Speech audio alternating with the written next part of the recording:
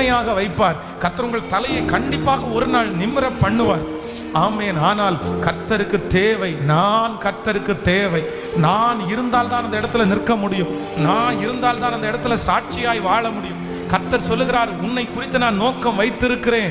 உன்னை கெடுக்க, உன்னை அழிக்க சத்துரு எடுக்கிற முயற்சிகளை இப்பொழுது கடிந்து கொண்டு, இயேசுவே கைகளை உயர்த்தி, அப்பா என்னை நன்றாய் வைத்துக் கொள்வதற்கு எனக்கு பலன் தாரும் என்று கேளுங்க.